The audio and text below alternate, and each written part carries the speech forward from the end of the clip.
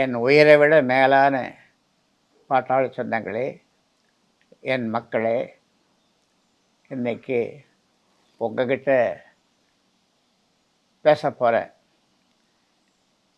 ஆனா, பேசப் போற எனக்கு என் தொண்டை அடைக்குது. ஆனா, பேசியே ஆக வேண்டிய கட்டாயத்தில் இருக்கேன். இப்போ வெளியில நடக்கிற சண்டைய தயவு செஞ்சு ஒரு குடும்ப சண்டையா பார்க்காதீங்க. இது ஈகோ பிரச்சனை இல்ல. இது கோபம் இல்ல. இது நான் பெற்றெடுத்த ஒரு இயக்கத்தோட ஆன்மாவை காப்பாத்துற போர். கடந்த சில வாரங்களா அன்புமணி கும்பல்ல இருக்கிற சிலர் என்னை பற்றி என்னென்னவோ சொல்கிறாங்க. ஐயாவுக்கு வயசாகிடுது, புத்தி பேதலிச்சுடுது, சுயநினைவு இல்லாமல் பேசுகிறாருன்னு அசிங்கப்படுத்துகிறாங்க. அவங்க என்ன வேணும்னாலும் சொல்லட்டும், பழி சுமத்தட்டும். அதை தாங்கிக்கிற சக்தி இந்த இதயத்துக்கு இருக்குது. ஆனால் என் உழைப்பில் உருவான இந்த கட்சியை தயவு செஞ்சு காயப்படுத்தாதீங்க. இந்த கட்சி எனக்கு யாரும் கொடுத்த சீதனம் இல்லை. இது எனக்கு பரம்பரையாக வந்த சொத்தும் இல்லை. ஒவ்வொரு நாளாக, ஒவ்வொரு நிமிஷமாக என் ரத்தத்தை வேர்வையை சிந்தி நான் கட்டின மக்கள் கோட்டை இதுக்காக தியாகம் பண்ணியிருக்கேன். வெறும் பதவிக்காகவா? இல்லை, என் மக்களுக்காக. ஆனால் இன்றைக்கி கண்ணு முன்னாடி இந்த கட்சி பலவீனமாக நிற்கிறப்போ பெத்த வயிறு பத்து எரியுது. உண்மைதான், நான் என் மகன் அன்புமணியை நம்பினேன். அது நான் செஞ்ச மிகப்பெரிய தப்பு. சேர்ந்து நின்று இந்த இயக்கத்தை காப்பாற்றுவோம் என்று நினைச்சேன். அவனை ஒரு நல்ல தலைவனாக செதுக்கலாம்னு பார்த்தேன். ஆனால் இன்னைக்கு ஒரு கசப்பான உண்மை புரியுது. சிலைகளைத்தான் செதுக்க முடியுமே தவிர சில பேரை செதுக்கவே முடியாது, மாற்றவே முடியாது. தலைமைங்கிறது அப்பன் வீட்டு சொத்து மாதிரி வாரிசாக வர்றது இல்லைப்பா. அது உழைப்பால், தியாகத்தில் வரணும். மனசாட்சியை தொட்டு சொல்லுங்க, அன்புமணிக்கு நான் என்ன வாய்ப்பை கொடுக்கல? எம்பி பதவி, மத்திய மந்திரி பதவி, தேர்தலில் தோற்ற பிறகும் ராஜ்யசபா பதவின்னு எல்லாமே கொடுத்தோம். ஆனால் பொறுப்பு வந்தால் மட்டும் போதாது, பொறுப்புணர்ச்சியும் வேணும். பொறுப்பான சோத்துக்கு ஒரு சோறு பதம்னு சொல்கிற மாதிரி அன்புமணி தன்னோட பொறுப்பை சரியாக செயல்படுத்துறதுக்கு உதாரணம் சொல்கிறேன். நேஷனல் ரெக்கார்டையே எடுத்து ஒரு உதாரணம் சொல்கிறேன். நான் நாடாளுமன்ற கணக்கை பாருங்கள். தேசிய சராசரி வருகை பதிவேட்டில் மற்ற எம்பிக்களோட வருகை 79% இருக்கிறப்போ அன்புமணியோட வருகை எவ்வளவு தெரியுமா? வெறும் 30% தான். அதாவது பாதி கூட இல்லை.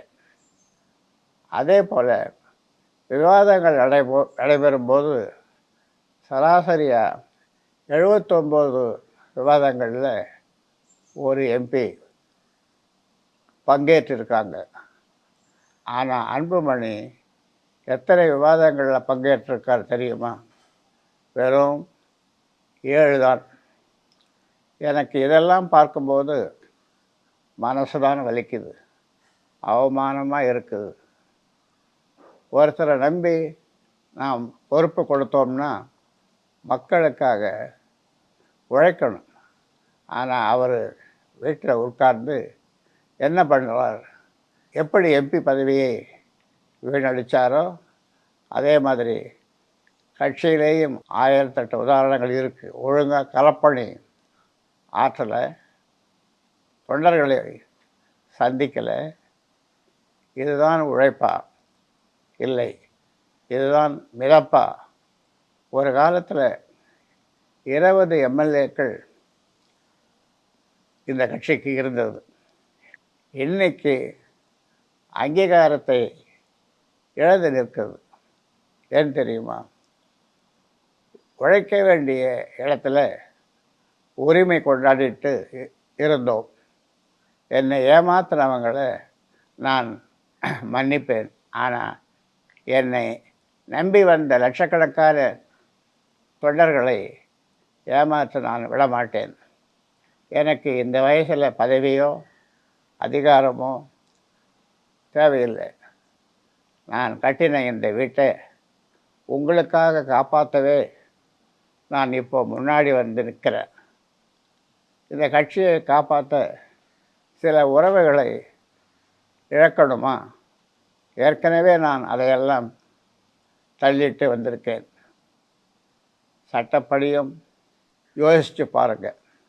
இன்றைக்கி தலைமை பதவியே கோர்ட்டில் நிற்குது. அஸ்திவாரத்திலேயே சந்தேகம் வந்தால் அந்த கட்டடம் எப்படி நிற்கும்? அதுபோல் தான் சொல்கிறேன். டிசம்பர் 29 சேலத்தில் கூடுற பொதுக்குழு சாதாரண கூட்டம் இல்லைப்பா. அது உண்மையான பாமகவோட மறுபிறப்பு.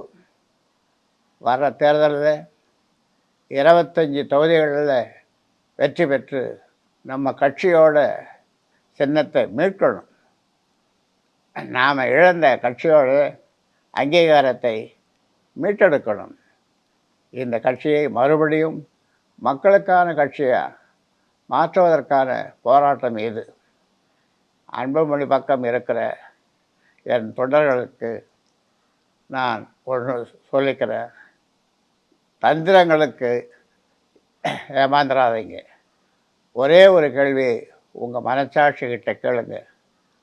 பெத்த அப்பனுக்கே துரோகம் செய்கிறவர் நாளைக்கு இந்த இயக்கத்தையோ இந்த மக்களையோ காப்பாற்றுவாரா? எனக்கு வயசாகிடுச்சு, இதுதான் என் கடைசி யுத்தமாக கூட இருக்கலாம்.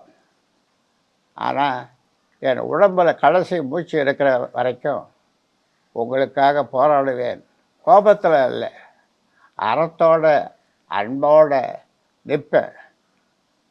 ஒரு உரம் ஓடி உழைச்ச என் தம்பிங்க, என் பிள்ளைகள் எல்லோருக்கும் அன்னைக்கு சேலத்துக்கு வரணும். ஒருத்தர் கூட விடுபடக்கூடாது.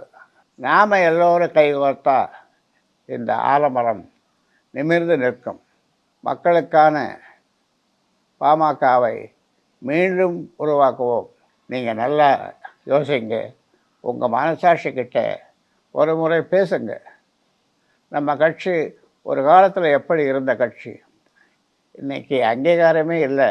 நீங்கள் சிந்திச்சு பார்த்தா இதுக்கு பின்னால் இருக்கிற உண்மை உங்களுக்கு புரியும். இது நம்ம இயக்கத்தை காப்பாற்ற வேண்டிய கடைசி வாய்ப்பு. இந்த வாய்ப்பை நீங்கள் சரியாக பயன்படுத்துவீங்கன்னு நம்புகிறேன். இந்த கட்சியோட நிறுவனராக மட்டுமல்ல, உங்கள் ஐயாவாக நான் பேசுகிறேன். உங்களுக்காக நான் சேலத்துக்கு வர்றேன். நான் நம்பின சிலர் என்னை ஏமாத்தினாலும் என் மக்கள் எனக்காக வருவீங்க, என் கூட நிற்பீங்கன்னு நான் நம்புகிறேன். அன்பும் உழைப்பும் என்றைக்கும் வெல்லும். நாடகமும் சோம்பேறித்தனமும் கண்டிப்பாக தோற்கும். சேலத்தில் நாம் சந்திப்போம். உங்கள் ஐயா நான் கூப்பிடுகிறேன், கட்டாயம் வந்துடுங்க. 1,25,00,000 மனங்களை வென்ற தந்தி டிவி யூடியூப் சேனல், தவிர்க்க முடியாத தம்ப்நெயில்ஸ், கலக்கலான கான்டென்ட்ஸ். நீங்களும் இந்த குடும்பத்தில் இணைய இப்பவே சப்ஸ்கிரைப் பண்ணுங்க. அசுரபலம் கொண்ட எங்கள் டிஜிட்டல் கரங்களில் உங்கள் விளம்பரங்களை சேர்க்க வாட்ஸ்அப் பண்ணுங்க 8939888378. Email advtthanditv@dttv.in.